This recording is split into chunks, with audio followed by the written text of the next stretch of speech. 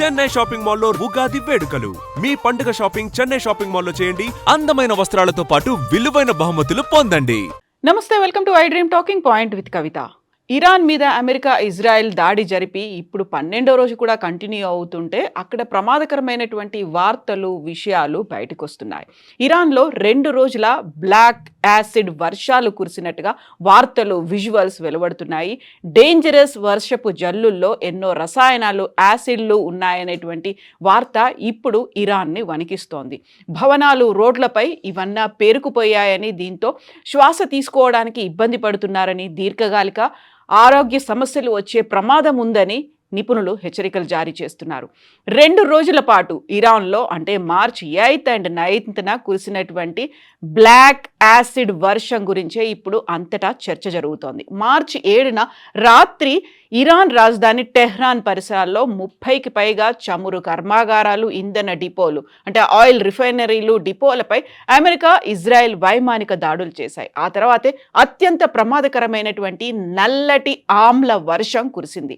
ఈ నలుపు వర్షం వల్ల టెహ్రాన్ నగరం శివారు ప్రాంతాలతో పాటుగా అల్బోర్జ్ ప్రావిన్స్లో అక్కడున్నటువంటి ఏరియాలు ప్రభావితమయ్యాయి. దాదాపు 48 గంటల పాటు ఆ ప్రాంతాల్లో ఆకాశంలో నల్లటి పొగలు మాత్రమే కనిపించాయి. చివరకు ఊపిరి పీల్చుకునేందుకు కూడా జనం అవస్థలు పడ్డారు.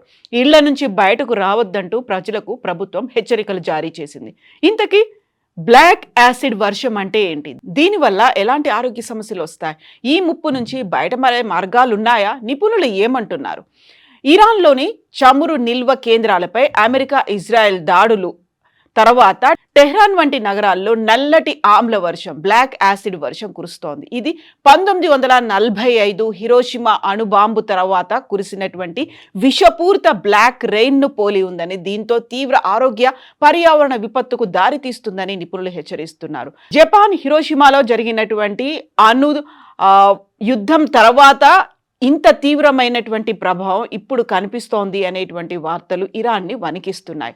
అమెరికా, ఇజ్రాయెల్ వైమానిక దాడుల ధాటికి ఇరాన్లోని చమురు నిల్వలు అగ్ని ప్రమాదానికి గురయ్యాయి. ఈ దాడులు జరిగిన కొన్ని గంటల్లోనే ఇరాన్లోని పలు ప్రాంతాల్లో నల్లటి రంగులో వర్షం కురవడం స్థానికులను భయాందోళనకు గురిచేస్తోంది.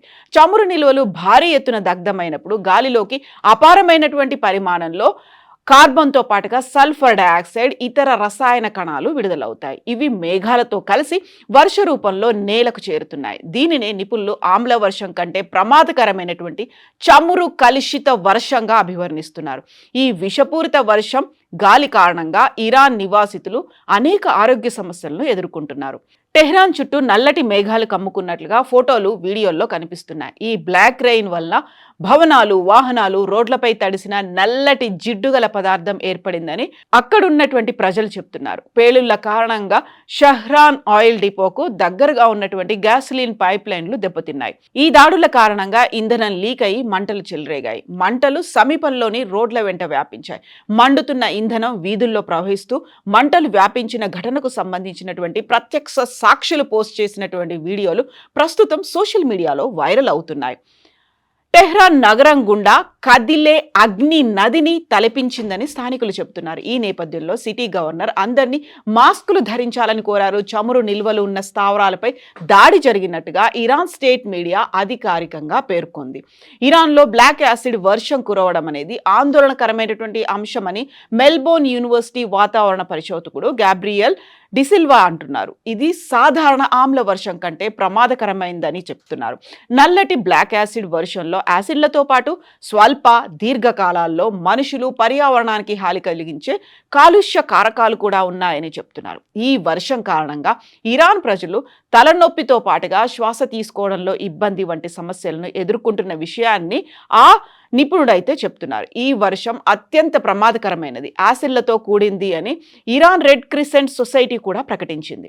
వర్షం కురిస్తే వాతావరణంలో గాలిలో పేరుకుపోయినటువంటి కాలుష్య కారకాలన్నీ తొలగిపోతాయి. అంటే వాతావరణాన్ని క్లీన్ చేసే పని వర్షం చేస్తుంది. బట్ ఇరాన్లో మార్చి 8, 9 తేదీల్లో టెహ్రాన్, అల్బోర్జ్ ప్రావిన్స్లో కురిసినటువంటి కొన్ని గంటల పాటు ఈ నల్లటి వర్షం కురిసింది. ఇంతకీ నలుపు రంగు వర్షం ఎందుకు కురిసింది దీనికి కారణం 30కి పైగా చమురు కర్మాగారాలు, ఇంధన డిపోలపై అమెరికా, ఇజ్రాయెల్ వైమానిక దాడులని, బాంబులను జారవిడిచింది. దీంతో ఆ ప్రాంతాల్లో ఇంధన వనరులన్నీ అగ్నికి ఆహుతైపోయాయి.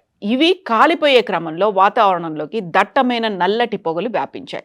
వీటిలో హైడ్రోకార్బన్లు, PM2.5 వంటి విషపూరిత కాలుష్య కారకాలతో పాటుగా పాలిసైక్లిక్ అరోమేటిక్ హైడ్రోకార్బన్స్ అనే కార్సినోజెనిక్ సమ్మేళనాలు ఉన్నాయి. అంటే దీర్ఘకాలంలో క్యాన్సర్ కారకాలుగా ఇవి పనిచేయబోతున్నాయి. ప్రమాదకర రసాయనాలు, సీసమ్, మెర్క్యూరీ వంటి భార లోహాలు, బిల్డింగ్ మెటీరియల్స్లోని అసేంద్రియ సమ్మేళనాలు కూడా చమురు పొగల్లో ఉన్నాయని వాతావరణ పరిశోధకుడు గ్యాబ్రియల్ చెప్తున్నారు. చమురు పొగల్లో ఉన్నటువంటి సల్ఫర్ డయాక్సైడ్, నైట్రోజన్ డయాక్సైడ్ వల్ల వాతావరణంలో సల్ఫ్యూరిక్ యాసిడ్, నైట్రిక్ యాసిడ్ ఏర్పడుతున్నాయి. ఈ ప్రమాదకర రసాయనాలు ఆమ్లాలతో కూడినటువంటి నీటి బిందువులే బ్లాక్ యాసిడ్ రెయిన్లో కురుస్తున్నాయనేటువంటి మాట ఇప్పుడు అక్కడ వణికిస్తోంది. చమురు, వంట చెరుకు, బొగ్గు, సహజ వాయువు లాంటి శిలాజ ఇంధనాలను వినియోగించినప్పుడు వాతావరణంలోకి సల్ఫర్ డయాక్సైడ్ విడుదలవుతుంది. దీనివల్ల సాధారణ యాసిడ్ రెయిన్ పడుతుంది. ప్రస్తుతం అధునాతన టెక్నాలజీ ద్వారా ముడి చమురు నుంచి రీఫైనింగ్ దశలోనే సల్ఫర్ని తొలగిస్తున్నారు. అయితే ఇది గతంలో జరిగినటువంటి ఇరాక్, కువైట్ యుద్ధంలో కూడా ముడి చమురు క్షేత్రాలు లక్ష్యంగా దాడులు జరిగాయి.